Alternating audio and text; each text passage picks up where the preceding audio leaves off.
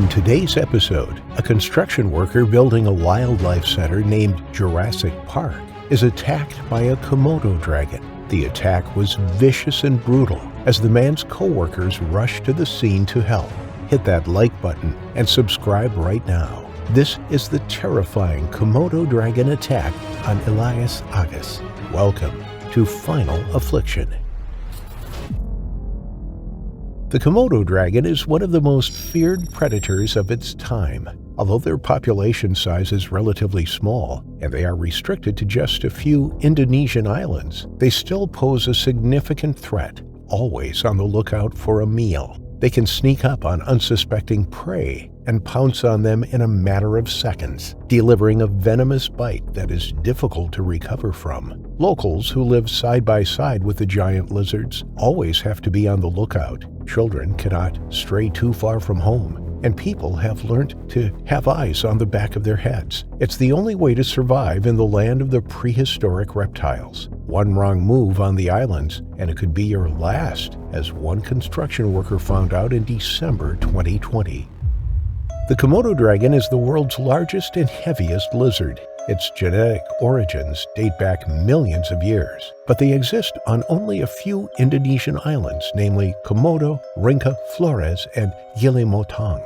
They are deadly and pose a significant threat to anyone who gets too close. They are famed for their toxic bite. Until relatively recently, it was believed that their mouths were so full of bacteria that biting their prey would cause such a massive infection that the animal would die within minutes. But it is now known that the giant lizards have venom glands on the lower jaw. The venom is a potent mixture of toxic proteins that inhibit blood clotting, lower blood pressure, induce muscle paralysis, and hypothermia, all of which ultimately lead to shock and loss of consciousness. It is not a nice way to go. The dragons also have serrated teeth that rip open muscle, causing devastating injuries and significant blood loss. They are a force to be reckoned with, and walking around the otherwise idyllic islands, visitors and locals need to be cautious.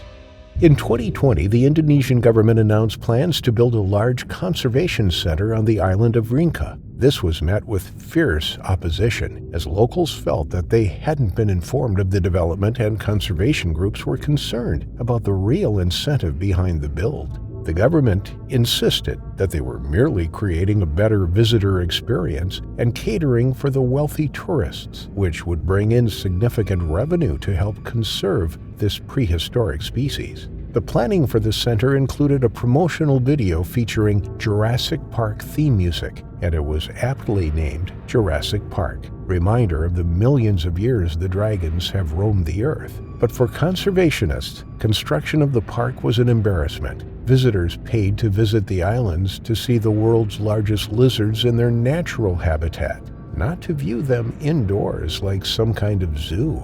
The destruction of their already dwindling habitat was a kick in the teeth for conservationists who had worked tirelessly to protect this endangered species. The conservation center would be in the heart of the Komodo National Park, a UNESCO World Heritage Site that was established in 1980 and is spread across 29 islands, including the larger Komodo, Padar, and Rinca Islands. But like with all activities on the islands, working on the construction site didn't come without its risks. The Komodo dragons had never been exposed to that kind of activity before. They had never experienced large construction vehicles rolling through their habitat. Areas had been cleared of all vegetation, and the landscape was being destroyed. A Y-shaped jetty was built to welcome visitors by boat, a nod to the iconic forked tongue of the lizard that it uses to smell its way.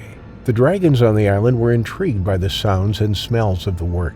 The vibrations of the drills and heavy machinery carried in the air. They came to investigate. On the island of Rinca, more than 1,000 Komodo dragons roam. They are always on the lookout for potential prey, although they are known to be scavengers and carrion feeders. They are also adept hunters and skilled at taking down prey as large as water buffalo. The lizards typically grow up to 2.5 meters, over 8 feet, and usually weigh between 70 and 90 kilograms, 154 to 200 pounds. Elias Agas was one of the workers assigned to construct the new visitor center on Rinca. He was 46 years old. The crashing of trees being felled in the center of the island drew the dragons to investigate. Their forked tongues flicked in and out of their mouths, guiding them through the undergrowth towards the construction site.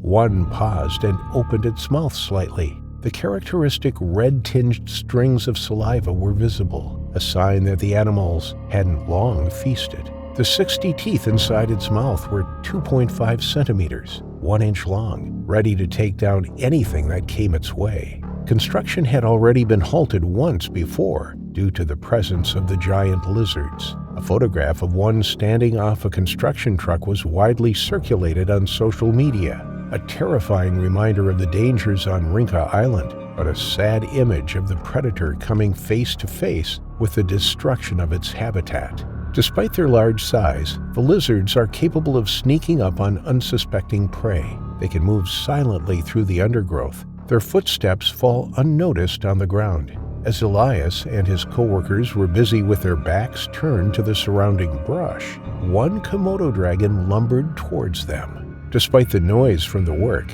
it wasn't afraid, and it kept on coming. It was only when it was a few yards away that Elias noticed it. He suddenly leapt backwards when he came face to face with the enormous reptile. It scuttled forwards and lunged at him. It grabbed his lower leg in its jaws, and he tripped backwards. He felt the piercing teeth as they sliced at his leg. The more he pulled backwards, the more the dragon wrestled. It shook its head from side to side and readjusted its grip. Elias thought he was going to be eaten alive. He could feel the tearing of his flesh. His co-workers tried to help and immediately picked up rocks and lumps of dry earth and hurled them at the Komodo dragon, but it was unaffected. Instead, it took another bite out of Elias as he screamed for help. The venom was now coursing through his bloodstream, threatening to send his blood pressure plummeting and send him into shock. The serrated teeth tore through his skin and muscle. Large, gaping wounds on his lower leg and thigh were now pouring blood onto the ground. He was being eaten alive. Surrounded by his co-workers, Elias was helpless. Every time he tried to get to his feet, the Komodo dragon pulled him back down again. Using his hands to try and push the animal off him, they became cut by the dragon's razor-sharp teeth as it bit into his hands. Nobody wanted to get in the way. One swipe of the giant lizard's head, and they too would fall victim to its serrated teeth and deadly venom.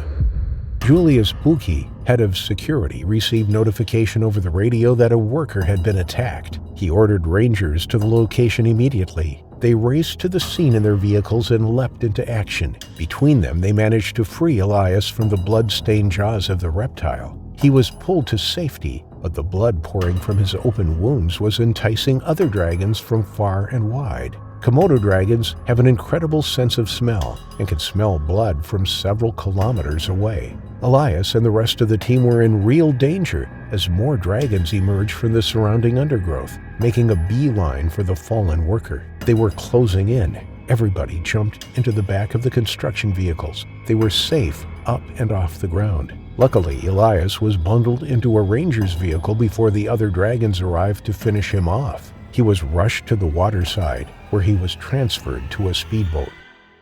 He was taken to the medical center on the island of Flores for emergency treatment before being transported to hospital on the mainland. He was stabilized, and it is assumed that he survived, as it has not been reported that he died from his injuries. Others who have survived a Komodo dragon attack have been haunted by it ever since. Even the rangers come under attack occasionally and recover from both the venom and the severity of the bites. Can take months, if not years, of both physical and psychological therapy.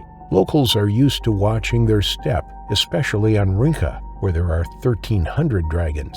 They sunbathe under their porches or right outside their front doors. Locals have found a way to live alongside these ancient lizards, but if their habitat continues to be destroyed, then there will be nowhere for the dragons to go, and conflict with humans is likely to soar. As of right now, scientists don't think Komodo dragons will survive past year 2050 due to climate change. Sadly, their time on this earth appears to be running out.